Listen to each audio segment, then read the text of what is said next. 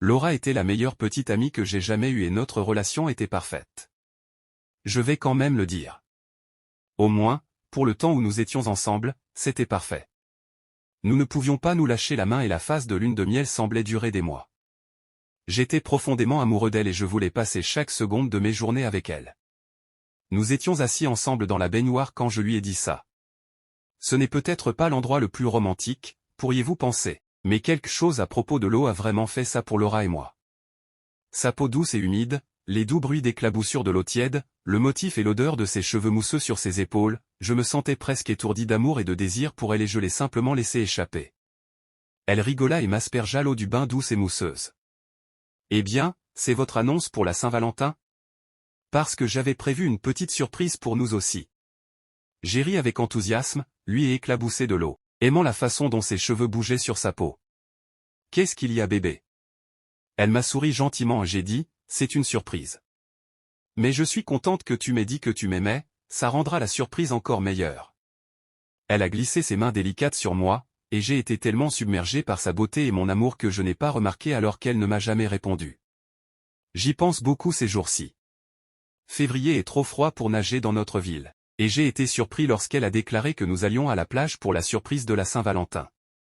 Je n'aimais pas beaucoup m'amuser sur le sable et conduire vers le vent et le gris. Bande de plages désertes qui était notre endroit préféré en été, je me sentais confus et légèrement irrité. Allez bébé. C'est ce que tu as toujours voulu. Elle m'a pris la main, en courant droit vers l'eau, près d'un grand rocher juste à l'endroit où la terre rencontrait la mer, contre laquelle nous nous étions embrassés d'innombrables fois au cours de l'été. Laura, chérie, quelle est la surprise? Je pouvais sentir l'eau froide de la mer s'infiltrer à travers mes chaussures. L'eau grise se soulevait derrière nous et le vent faisait voler ses cheveux en un nuage furieux autour de sa tête. Ses yeux brillaient d'un gris verdâtre.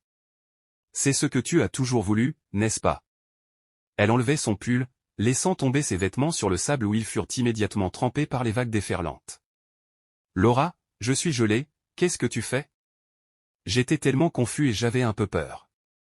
Entièrement nue maintenant, mouillée presque jusqu'aux genoux, elle grimpa sur le rocher et s'assit avec ses jambes nues et mouillées enroulées sous elle. Elle m'a tendu la main pour la rejoindre sur le rocher, la mer derrière elle semblait devenir noire et les vagues s'élevant encore plus haut, des voix, des bribes de chant remplissaient l'air.